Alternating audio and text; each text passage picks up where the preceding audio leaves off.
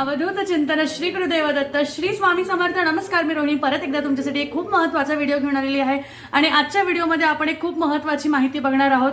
तर आज बघा, आता आज आहे वैकुंठ चतुर्दशी आणि उद्याच्या दिवशी म्हणजे सोमवारी आपल्याला करायची आहे त्रिपुरी पौर्णिमा. कारण 8 तारखेला खग्रास चंद्रग्रहण आहे आणि त्या खग्रास चंद्रग्रहणाबद्दलची माहिती सुद्धा पुढच्या व्हिडिओमध्ये येणार आहे.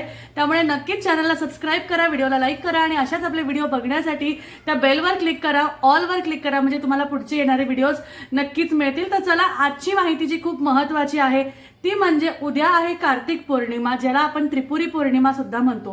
कार्तिक पौर्णिमा हा एक असा दिवस असतो ज्या दिवसाची वाट आपण स्त्रिया खूप दिवसापासून बघतो.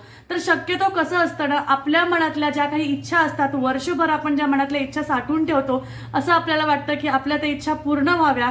तर दिवाळीनंतरचा हा त्रिपुरी पौर्णिमेचा सण जो आहे तो खूप मोठा असतो आणि त्याचबरोबर ही पौर्णिमा असं म्हटलं जातं की ह्या पौर्णिमेला जे काही आपण मागू ते नक्कीच आपल्याला मिळतं. कारण विष्णू भगवानांची मनोभावे जर का तुम्ही ह्या दिवशी पूजा केली पौर्णिमेला, तर तुम्हाला त्या गोष्टीपासून नक्कीच फल मिळतं, फलप्राप्ती होते आणि तुमच्या मनातल्या इच्छा पूर्ण होतात. आणि त्यामुळे नक्कीच पौर्णिमेला आपल्याला सत्यनारायणाची पूजा करायची आहे आणि त्याचबरोबर तुम्हाला करायची आहे पूजा कार्तिक स्वामींची. हो, कार्तिक स्वामींची पूजा आपण शक्यतो महिला स्त्रिया करत नाही. वर्षभर आपण त्यांच्या मंदिरात सुद्धा जात नाही. पण सौभाग्याने आपल्याला अशी म्हणजे आपण म्हणतो ना की स्त्रियांना एकच दिवस हा असा मानला जातो, कार्तिक पौर्णिमेचा दिवस, ज्या दिवशी प्रचंड गर्दी असते कार्तिक स्वामींच्या मंदिरात. आणि कार्तिक स्वामींच्या मंदिरात तुम्हाला आज जायचं आहे, म्हणजेच त्रिपुरी पौर्णिमेच्या दिवशी जायचं आहे आणि त्रिपुरी पौर्णिमेच्या दिवशी जाऊन तुम्हाला तिकडे मनोभावे पूजा करायची आहे, मनोभावे प्रार्थना करायची आहे. तुम्हाला जमल्यास पुरुष सुक्ताचं पठण करायचं आहे आणि त्याचबरोबर तुम्हाला कार्तिक स्वामींना तुमच्या मनातली जी काही इच्छा असेल, ज्या काही गोष्टी असतील, तुम्हाला ह्या दिवशी म्हणायच्या आहे. तर बघा, वर्षातला फक्त एकमेव दिवस म्हणजेच कार्तिक पौर्णिमा, ज्या दिवशी कार्तिक स्वामींना आपण आपली मनातली इच्छा सांगू शकतो. आणि त्या दिवशी जर का आपल्याकडनं मनोभावे पूजा झाली, विष्णू भगवानांची आपल्याकडनं मनोभावे पूजा झाली, तर आपल्या सगळ्या इच्छा पूर्ण होतात आणि आपली मनोभावे पूजा झाल्यावर, पुरुष सूक्ताचं पठण केल्यावर तुमच्या नक्कीच मनातल्या इच्छा पूर्ण होतात. त्यासाठी तुम्हाला कुठल्याही प्रकारचा उपवास किंवा काही करायची, म्हणजे हे बघा, उपवास आणि ह्या ज्या गोष्टी असतात ह्या यथाशक्ती यथाभावे तुम्हाला करायचं असतं. कसं असतं, तुमच्या मनापासून तुम्हाला काय वाटतंय त्या हिशोबाने ह्या सगळ्या गोष्टी करायच्या असतात. तर जी आपल्याला 8 तारखेला पौर्णिमा सांगितलेली आहे ती आपल्याला करायची नाहीये. कॅलेंडरमध्ये सुद्धा तुम्हाला 7 तारखेलाच त्रिपुरारी पौर्णिमा सांगितलेली आहे आणि ह्या दिवशीच तुम्हाला कार्तिक स्वामींचा सुद्धा जे पूजन आहे ते करायचं आहे. कार्तिक स्वामींचं मंदिर ह्या दिवशी स्त्रियांसाठी सुद्धा उघडं असतं. त्यामुळे न चुकता मी तुम्हाला सांगते, न चुकता तुम्ही कार्तिक स्वामींच्या मंदिरात ह्या दिवशी जा.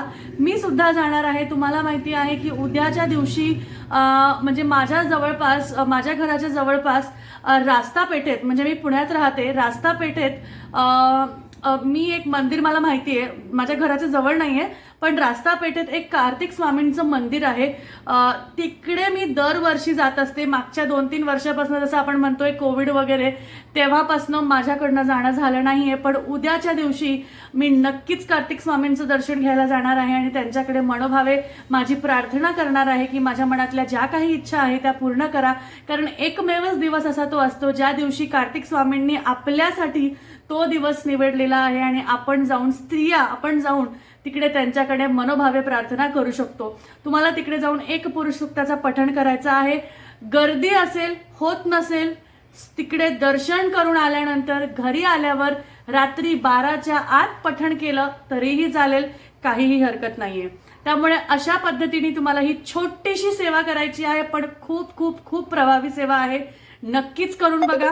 आणि त्याचबरोबर तुम्हाला ही सेवा केल्यानंतर तुम्हाला फक्त आणि फक्त ध्यान करायचं आहे, नामस्मरण करायचं आहे आपले स्वामी समर्थांचं.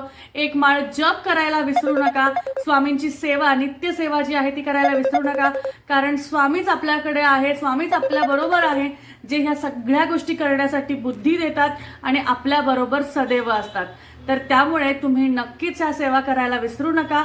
तर आजचा व्हिडिओ होता एवढाच. कशी वाटली आपली सेवा, कसा वाटला आपला व्हिडिओ हे मला नक्कीच सांगा.